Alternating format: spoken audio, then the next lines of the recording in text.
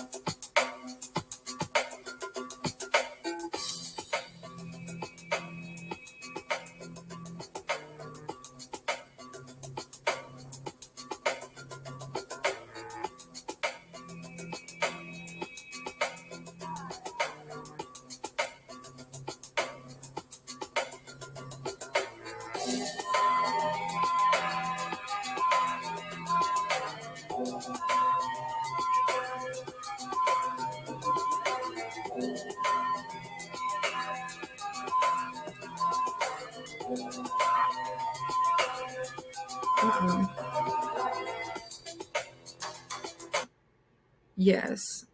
So this is the big twist here that we all know. We already all know it happened, but still a big twist. So, yeah, it was basically because the cultures of people who would use marijuana were typically non-white at the time.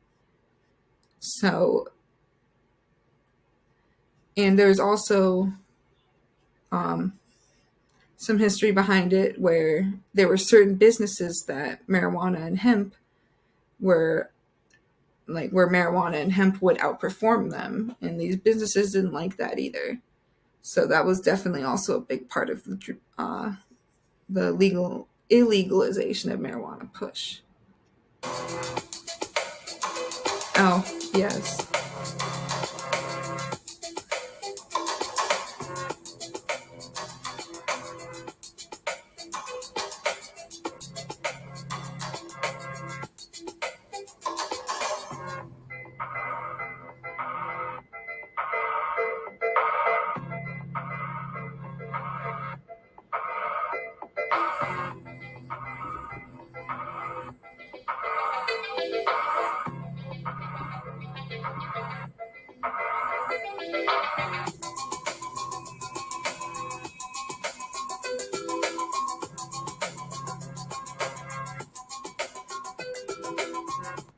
Yeah. So that was just an interesting little history. Yeah.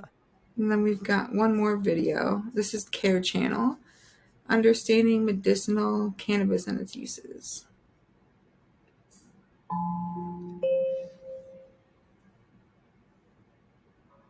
Since cannabis was legalized in Canada for both recreational and medicinal purposes, you might be wondering if cannabis could help the person you're caring for. In addition to recreational use, cannabis, also known as marijuana, is being used by many Canadians to help improve symptoms of their medical conditions. More people, including those over 65 years of age, are using cannabis every day. And many are finding that cannabis gives them relief from common problems like pain or trouble sleeping. But it's not for everyone. In this video, we'll review what cannabis is, how it can help, what the risks are, and what steps to take if you think it'll help someone you're caring for. Medicinal cannabis is a plant that's grown in licensed greenhouses all over Canada, just like other crops such as tomatoes. When the female plant matures, it has a flower that contains two main active medications. They're called THC and CBD.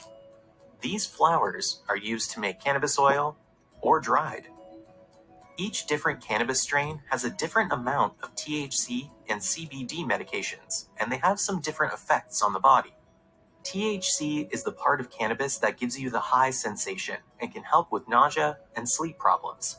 And CBD is the part of cannabis that helps for more medicinal purposes, like anxiety or seizures. They both can help relieve pain. For some, cannabis is still considered a recreational drug. Many people still feel that using cannabis is bad, that it can be a gateway drug or become an addiction. Cannabis addiction can happen, but it is less habit-forming than alcohol, opioids, and nicotine. Usually, addiction isn't a problem for people using it for medical conditions. If you think it could help the person you're caring for, start by asking if they're interested in learning more. It's important to be aware that some websites on the internet will say that cannabis can be used to cure almost any condition.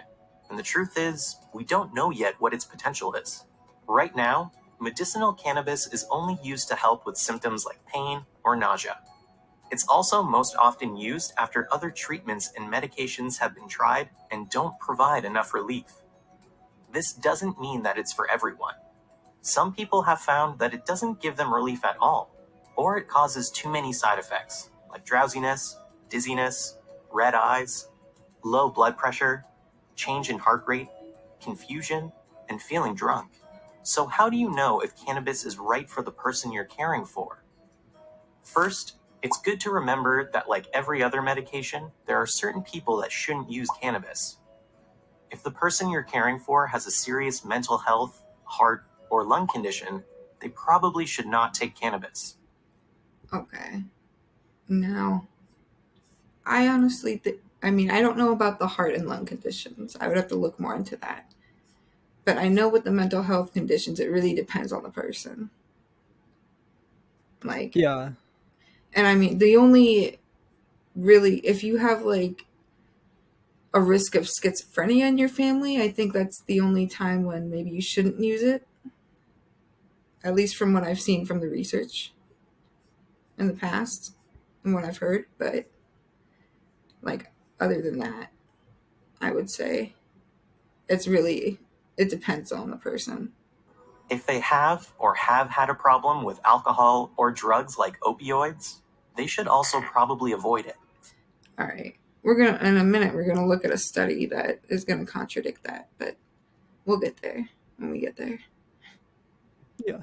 I think with that, it's just more important to be careful than to avoid. Yes. Because if it's exactly, helpful, it's just to be careful with how you're using it. Yeah, but you should be careful with anything too, like Right. not just cannabis, but Yeah. Even just with like food or shopping, you still need to be careful if you have if you've had addiction problems in the past. Yeah. Cannabis can also cause problems with other medication.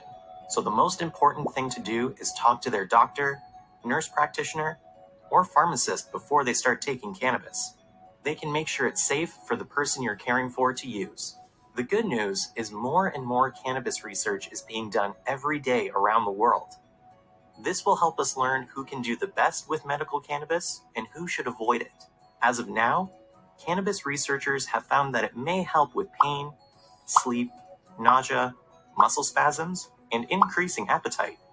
Once a doctor or nurse practitioner thinks that cannabis is right for the person you're caring for, the next step is getting the cannabis. There are several ways that you can purchase it.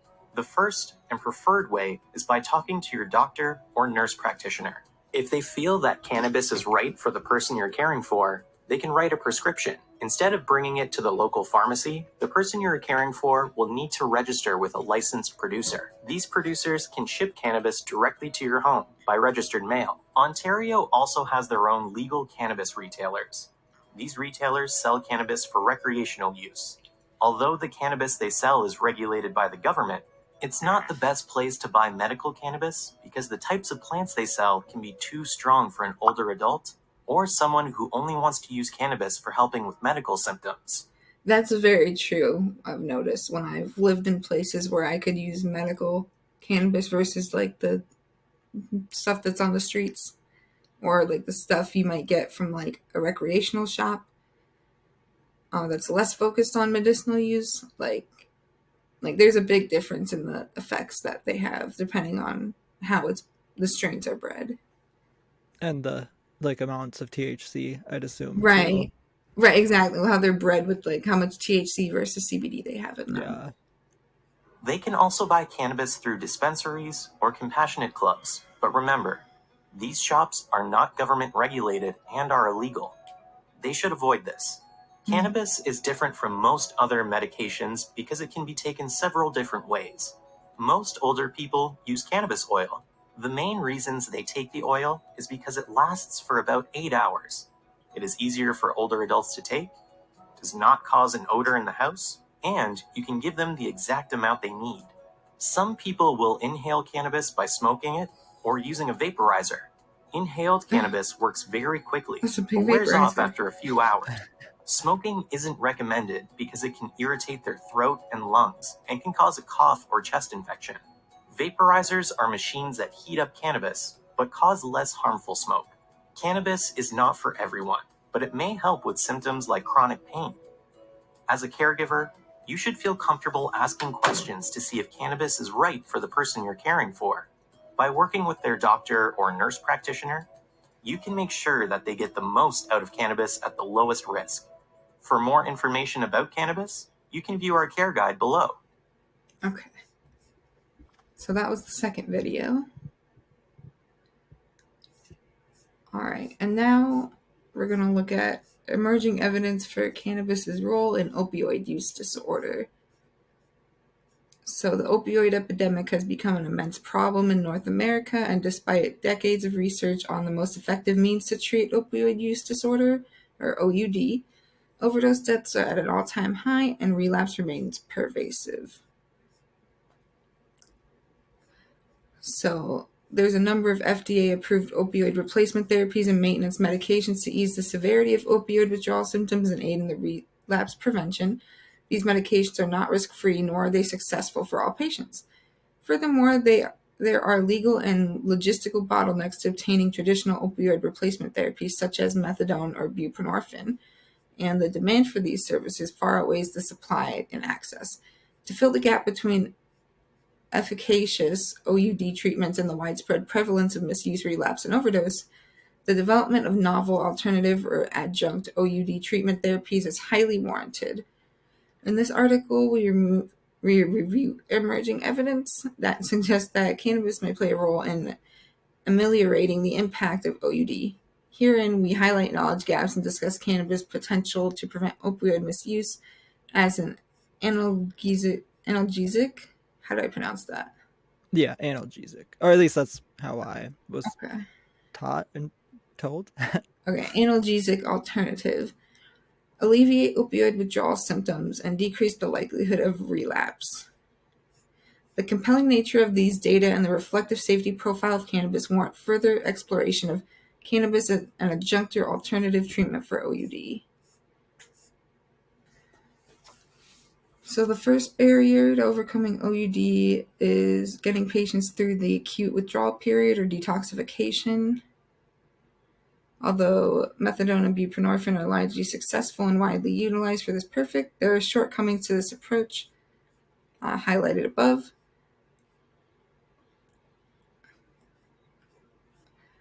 And then they proved the use of lofexidine, an alpha-2 adrenergic receptor agonist for acute opioid withdrawal, provides substantially more symptom release than placebo. However, comparative efficacy of lofexidine in combination with long-acting opioid agonist or opioid antagonist is still being characterized.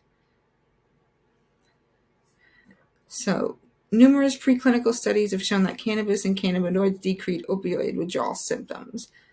Although the evidence supports the use of cannabinoids as a possible treatment in OUD treatment, conflicting evidence demonstrates that CB1 agonism increases the rewarding properties of opioids and may increase the severity of opioid withdrawal symptoms. These conflicting data highlight the need for a mechanistic characterization of CB1 agonism as a therapeutic target for opioid withdrawal, a need that is further substantiated by the pharmacology of CB1 antagonism. Some studies show acute administration of SR 1417-16A. CB1 agonists can reduce opioid withdrawal. However, this effect is profoundly affected by the experimental conditions.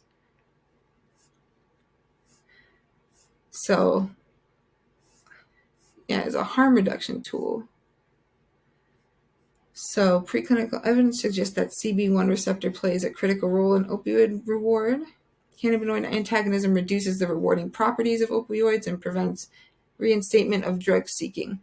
However, these effects were not reproducible in human clinical trials, Unlike CB1 antagonism, CB1 agonism may play a role in OUD treatment. Several studies show that adjunct cannabis decreases opioid consumption or prevents opioid dose escalation. Although these findings are promising, several other studies have showed that cannabis use either has no impact on opioid consumption or may increase non-medical opioid use. So basically, it sounds like there's a lot of conflicting evidence, although it seems like it's leaning more towards it being effective, from what I can understand.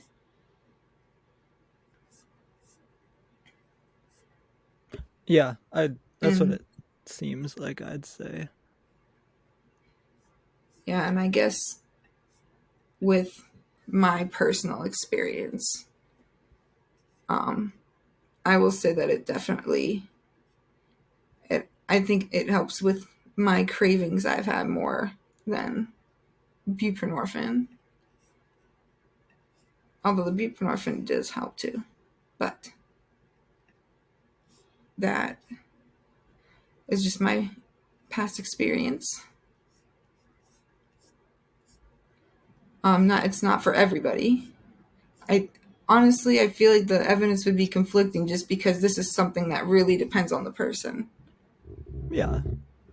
And it's gonna. Did it say if they were checking? Did it say like the THC and CBD dosages that they used, or if it was specifically one or the other? I know it said CB1 receptors, but I guess I'm not sure on the pharmacokinetics if THC and CBD both So, affect CB1 receptors. But well, this says the administration of CBD also alleviates naloxone precipitated withdrawal in morphine tolerant rats. So it says the CBD is good, at least with the rats, for yeah, withdrawal symptoms there.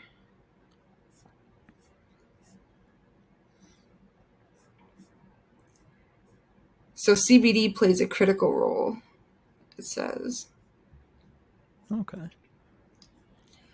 So yeah, promising rationale for the use of CBD in opioid relapse prevention in humans. Individuals recently abstinent from heroin, CBD reduces heroin craving. This effect occurs as soon as 1 hour after administration and lasts up to 7 days. So it was 400 to 800 milligrams oral CBD administration. And it does not intensify the effects of intravenous fentanyl or create any adverse effects.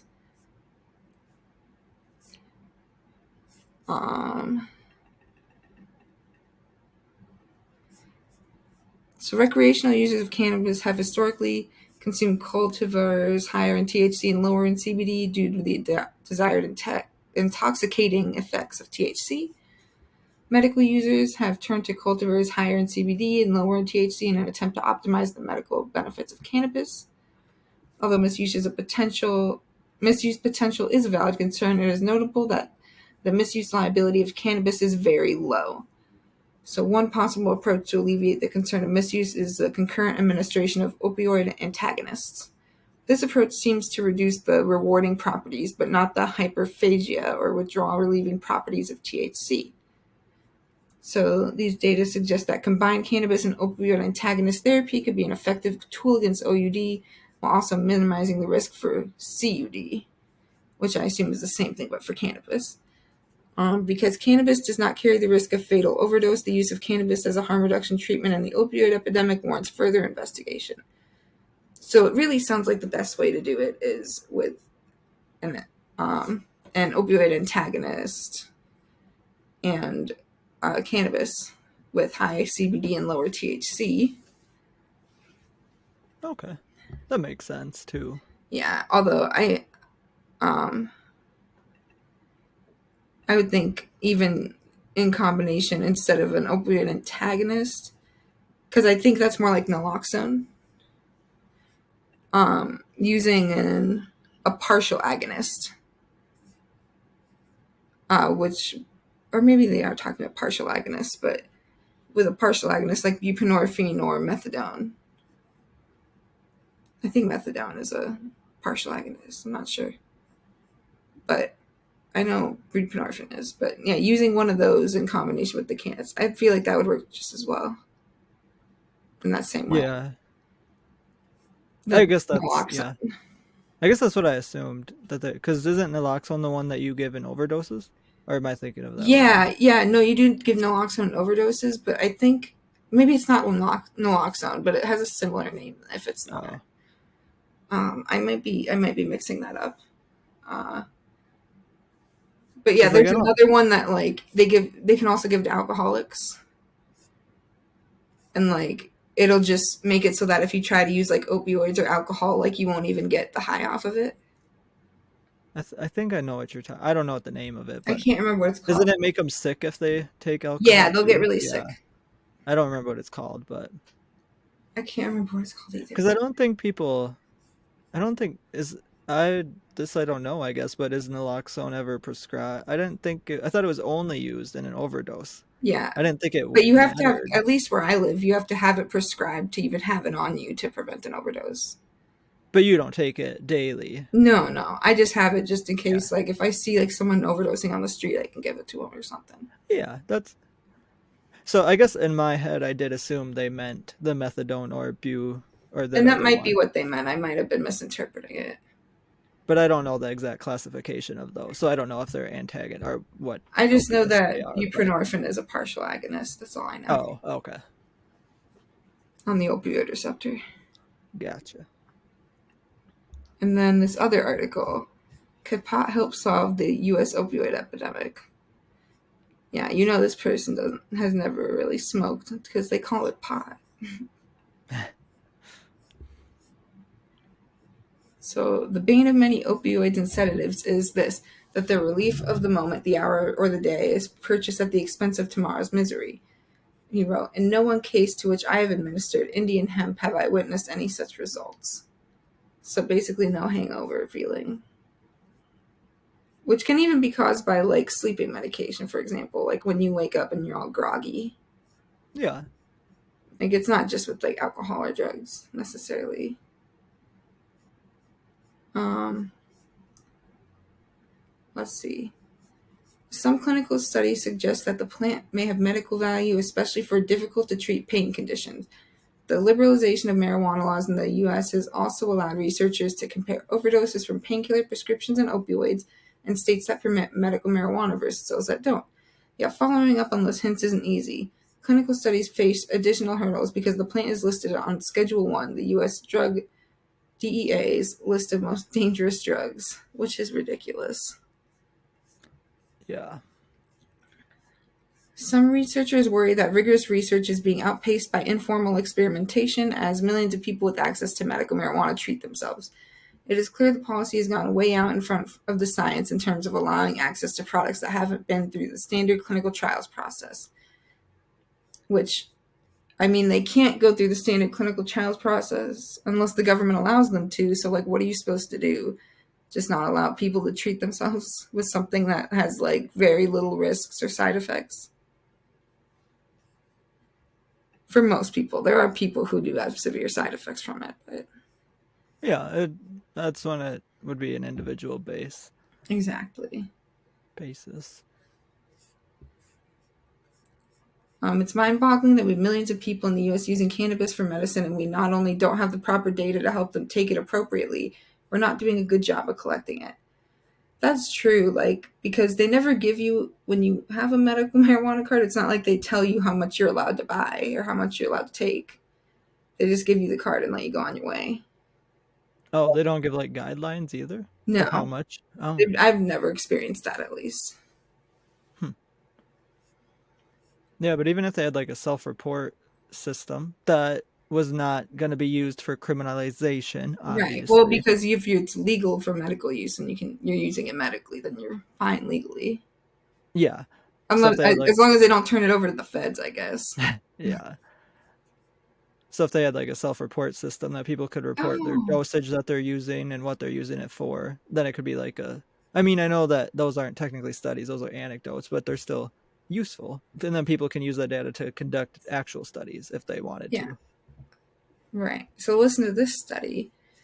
The researchers, led by Marcus Bachhuber, Then at the Philadelphia Veterans Affairs Medical Center in Pennsylvania, examined death certificates in all 50 states between 1999 and 2010.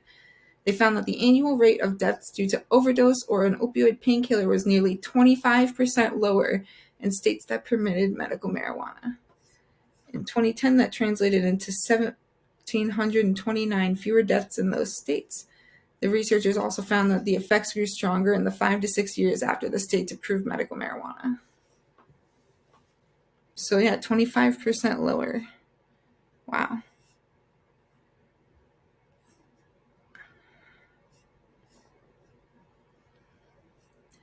So analyzing Medicare drug prescription data from 2010 to 2013, they found a significant difference in the number of prescriptions for several conditions, including anxiety and nausea in states with medical marijuana. But one condition stood out from the rest. The effect of pain was 3 to 4 times larger than all others, David Bradford says. In medical marijuana states, each physician prescribed an average of 1,826 fewer doses of conventional pain medication each year, they reported in the July issue of Health Affairs. That translates into many millions of doses per year in those states.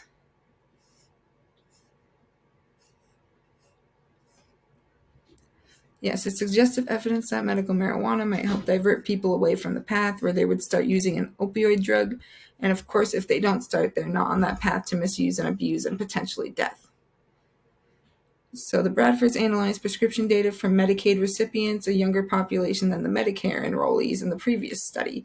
So far, the reduction in pain prescriptions appears to be even more dramatic in this group, David Bradford says. So, okay. 1999 to 2014, opioid deaths in the U.S. and total versus prescription. So it looks like there's more and more of a split here between non-prescription and prescription. But often that's because people who start off with prescription and get addicted through that end up like switching over to street drugs because they're cheaper. So I would think that would be a significant factor. Yeah. And it looks like prescription opioid overdose deaths by state. Deaths from prescription opioid dose per 100,000 state population. So West Virginia is looking pretty bad. Yeah. So in the U.S., where 25 states and Washington, D.C. have legalized medical marijuana, there's no statewide efforts to collect data on how patients are using cannabis or whether they've been affected for good or ill, in part because marijuana is still illegal at the federal level. That's a huge missed opportunity, says Ryan Vandry, a behavioral pharmacologist at Johns Hopkins University in Baltimore, Maryland. It's mind-boggling that we have millions of people in the U.S. using cannabis for medicine, and we not only don't have the proper data to help them take it appropriately, we're not doing a good job of collecting it. So let's see. Researchers have a good reason to think marijuana might relieve pain. THC, the plant's main psychoactive ingredient, binds to a class of receptors on neurons that are involved in mediating pain, appetite, and mood, along with other things. It works directly on pain's pathways to the brain, spinal cord, and periphery, said Ethan Rousseau, a neurologist and medical director of Phytex at Los Angeles, California, based company developing therapies based on compounds isolated from marijuana. He previously oversaw international clinical trials for Sativex, an oral spray made by GW Pharmaceuticals in Salisbury, UK. It's been approved in 27 countries for treating spasticity caused by multiple sclerosis, and in Canada for certain types of pain. Sativex combines THC with cannabidiol, another compound in marijuana that may counteract the anxiety and cognitive side effects associated with THC, and that appears to have inflammatory effects. So yeah, the cannabidiol, I think that's CBD. I think so, but I guess I'm not 100% sure on that. But let's see. So for the 28 randomized clinical trials investigating cannabis for chronic pain, Sativex accounted for nearly half of them. The authors concluded there is moderate quality evidence to support its use. Part of the reason for the scarcity of cannabis trials is that whole plant and natural aspects extracts aren't patentable, giving pharmaceutical companies little incentive to pursue them. Interesting.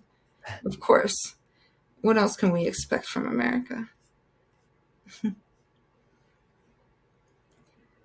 So, states that have legalized medical marijuana have begun to fund clinical studies. Smoking marijuana reduced pain caused by nerve damage in 38 patients with minimal side effects. And vaporized cannabis, even in low doses, relieved pain in a similar group of patients who hadn't responded to traditional medications, including opioid analgesics.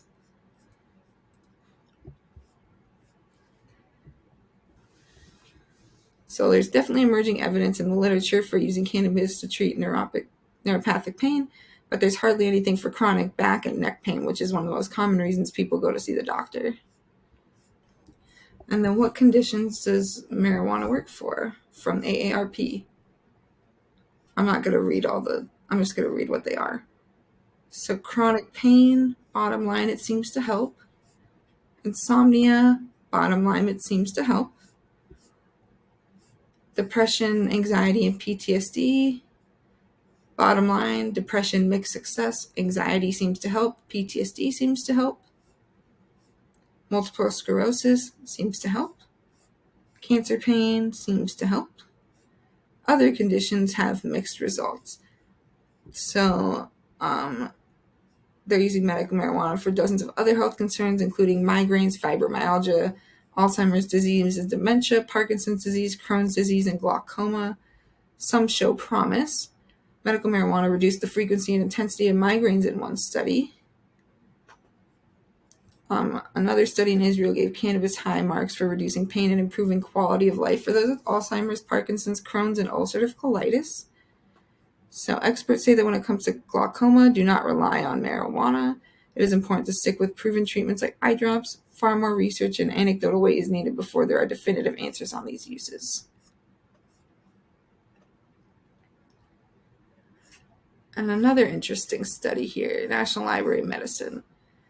The impact of marijuana use on glucose, insulin, and insulin resistance among U.S. adults. So the background. There are limited data regarding the relationship between cannabinoids and metabolic processes. Epidemiologic studies have found lower prevalence rate of obesity and diabetes mellitus in marijuana users compared to people who have never used marijuana, suggesting a relationship between cannabinoids and peripheral metabolic processes. To date, no study has investigated the relationship between marijuana and use in fasting insulin, glucose, and insulin resistance. So the results, we're going to skip to that. Of the participants in our study sample, 579 were current marijuana users and 1,975 were past users. In multivariable adjusted models, current marijuana use was associated with 16% lower fasting insulin levels. We found significant associations between marijuana use and smaller waist circumference. Among current users, we found no significant dose response. So conclusion, we found that marijuana use was associated with lower levels of fasting insulin and HOMA-IR and smaller waist circumference. So there is evidence that it could possibly help with lower levels of fasting insulin. So that was just an interesting study. Yeah.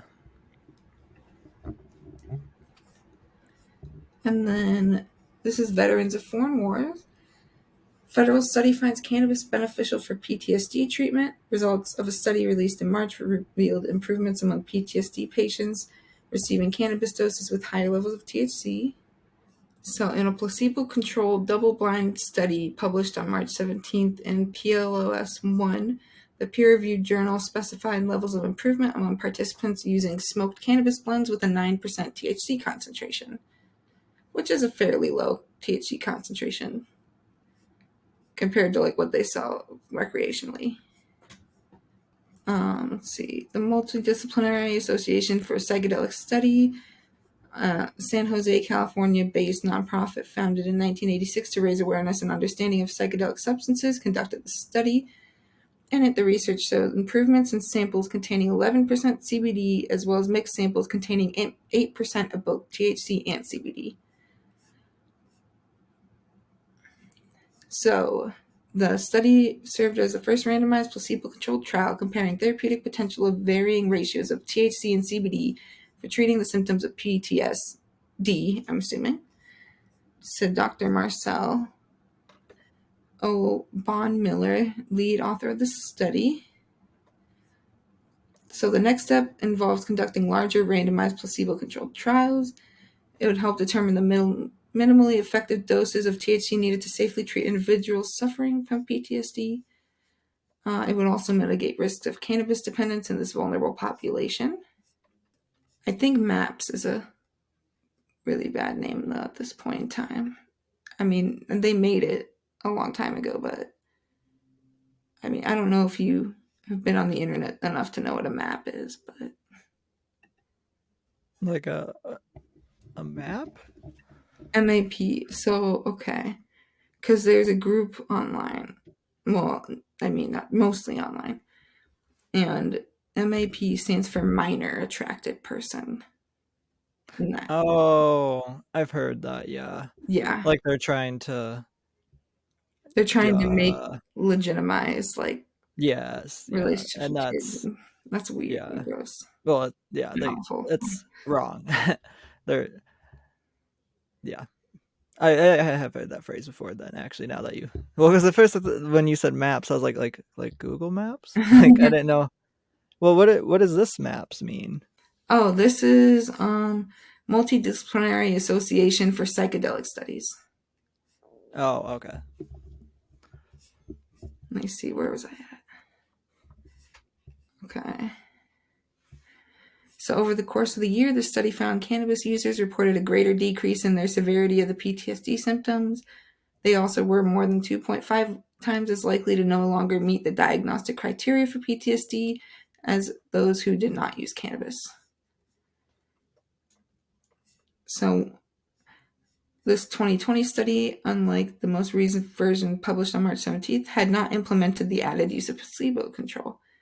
One of the biggest takeaways from the study is that veterans with PTSD can use cannabis at self-managed doses, at least in the short term, and not experience a plethora of side effects or a worsening of symptoms. And the main component of cannabis is THC, an intoxicating psychoactive ingredient that produces the euphoric high effect. Unlike CBD, one of the non-intoxicating cannabinoids in the cannabis plant, the use of THC has not been as widely adopted in the U.S. for medical, therapeutic, and recreational uses. But cannabis has been legalized for widespread medical use in 36 states and 4 U.S. territories. It has been legalized for both medical and recreational use in 16 states, Washington, D.C., and 2 U.S. territories. And it's still prohibited for prescription use by the Department of Defense and VA.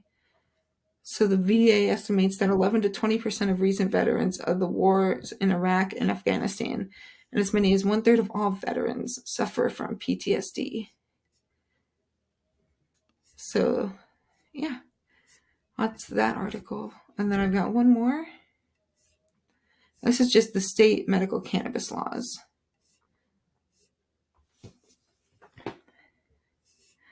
So I'm just going to scroll down to this map. This is really all I wanted to show. So we can look at this map and you can just look for wherever you live. So this dark green is adult and medical use regulated program. And then the stripes with the yellow, which is only really in this territory. Adult use only, no medical regulated program. The medium green is comprehensive medical cannabis program. And then the light green is CBD low THC program, which is just CBD with very small amounts of THC in it, I think. And then the gray states are no public cannabis access program, which I think is CBD is included. Oh, okay. Like THC and CBD are illegal in those states. I then? think that's what they mean, yeah. Oh, okay. So measures approved by voters in Mississippi for medical use and in South Dakota for non-medical use were overturned in 2021. The Mississippi legislature passed new medical cannabis legislation, which the governor signed on February 2nd, 2022. So, yeah. I think that's all I wanted to go over there. And if you want to look at this page some more, it's because there's a lot of good information on here. National Conference of State Legislators, or NCSL.org, and its state medical cannabis law is posted on November 9th of 2022. So that was everything I wanted to cover. I know you had an article to cover. Yes, I just have one short little thing here that talks about. So this is from Marijuana Moment, I guess. And it's bipartisan lawmakers urge Biden to back marijuana legalization amid administration's scheduling review.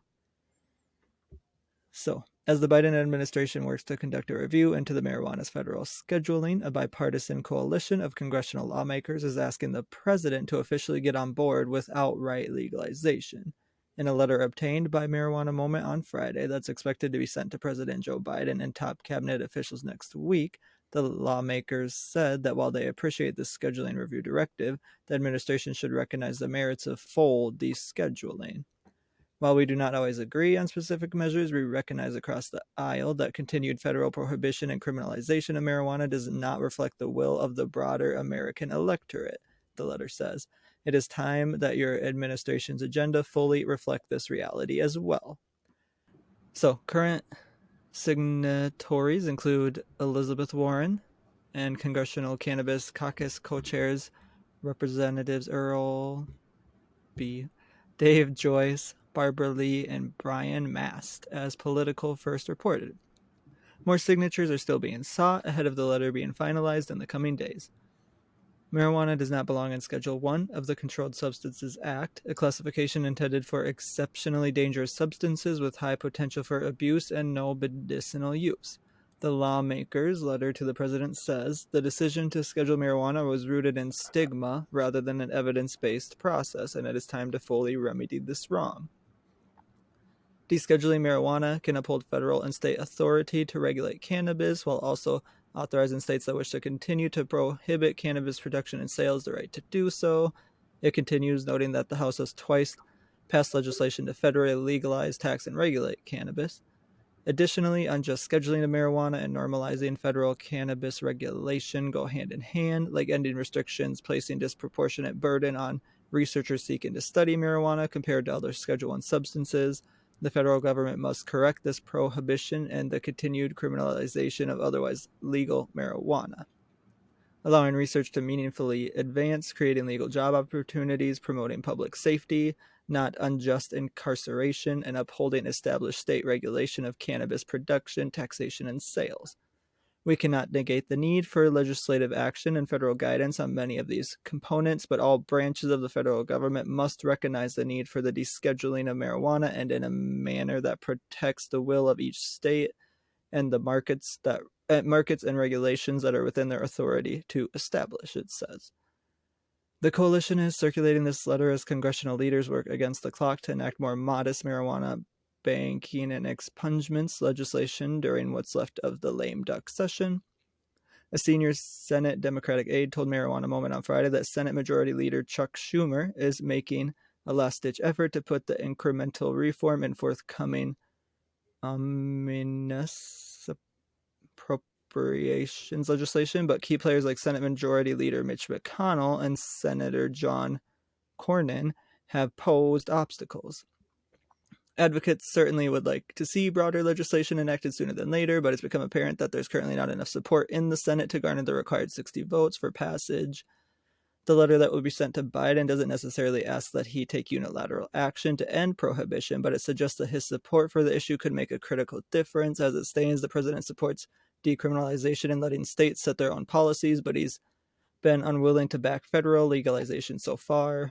Which I just want to say, is kind of pointless at that point because it's still federally illegal.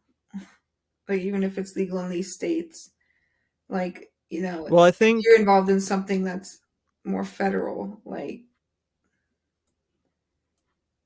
let's say you're like driving across a state's border or something, like, you know, because you have to travel and you have your medicinal marijuana with you, but you're driving through a state that doesn't allow medicinal marijuana. yeah, I mean, I think it should be So, federally legal. Like, there's no point in it not being federally legal, yeah, in my opinion. like I you can don't see still go any to federal prison for point. marijuana use. But descheduling it is better than nothing. But it's a first step. It's not an end goal, Oh I no, would say. definitely, I agree. But descheduling it would hopefully help with that case where if you did, like, it would make it not a felony and maybe Right. just a misdemeanor or something, which is better than nothing, but it still is not the best Right. outcome. We still want more.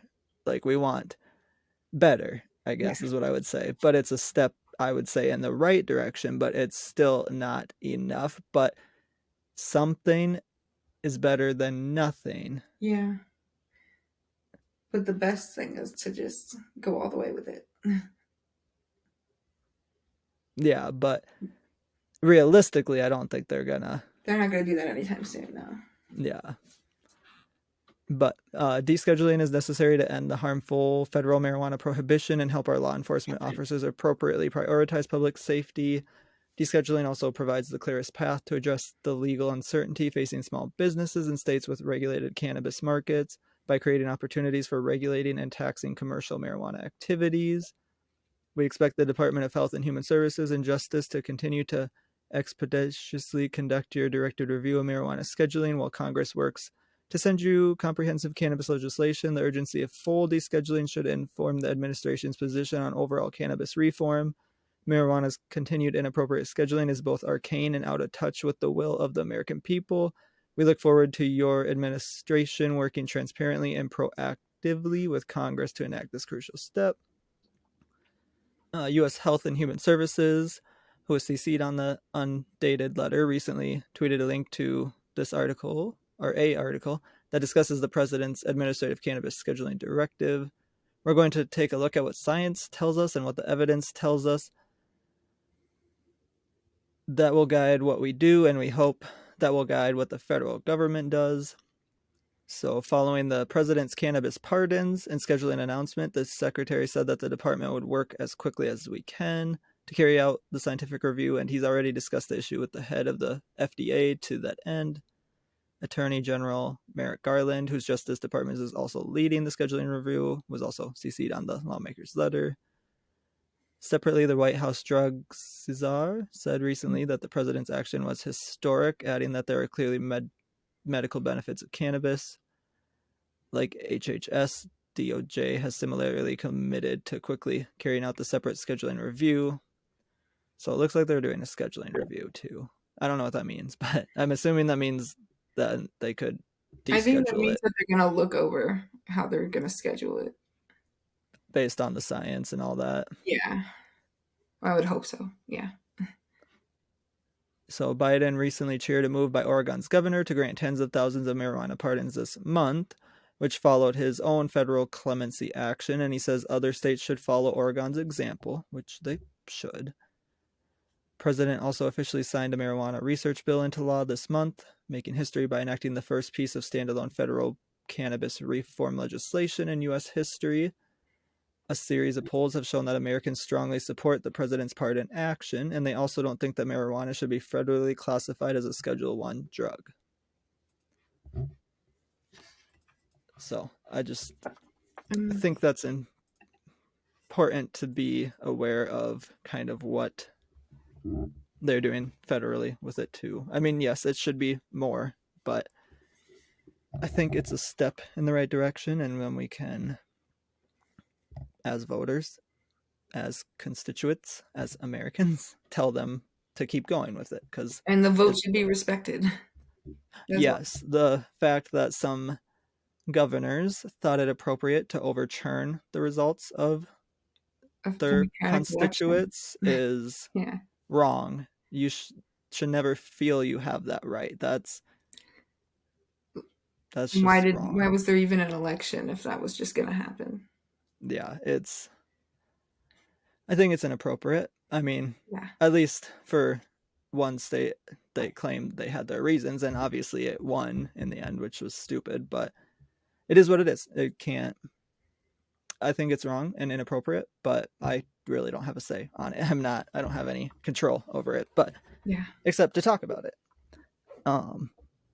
But I also think that governors need to pardon, like Biden did federally, pardon any state marijuana crimes, because I don't see Yeah. people who are in prison or jail for marijuana don't need to. That's just inappropriate too. Right. Yeah, that should not be something you go to jail or prison for. Absolutely.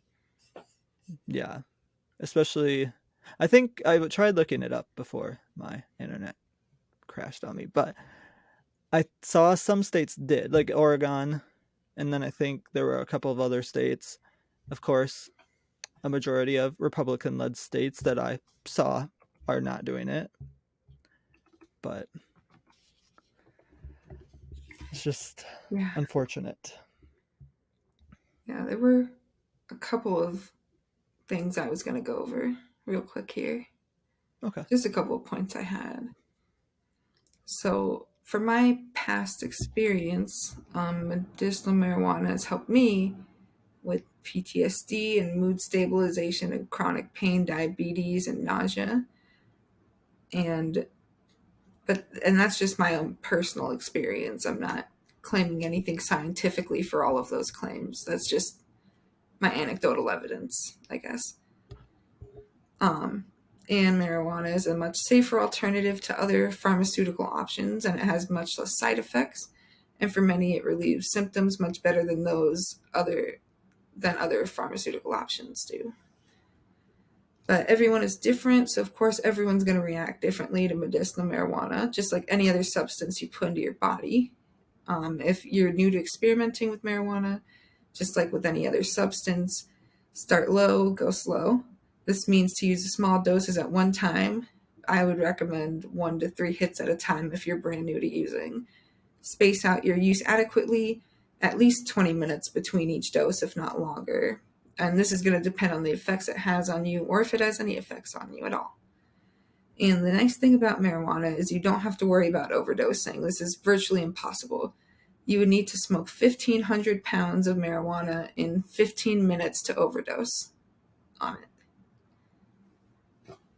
And that's a lot. I don't think that's physically possible. Yeah.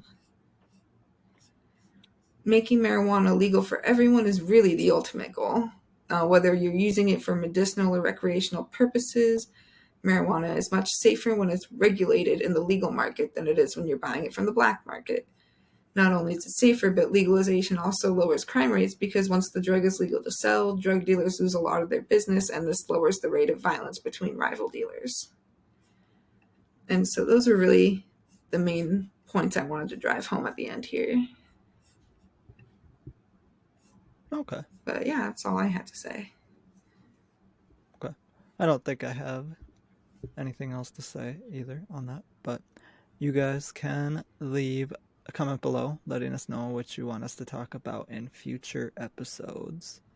You can reach out to us on YouTube, Facebook, Instagram, Twitter, TikTok, and we also do Twitch live streams occasionally.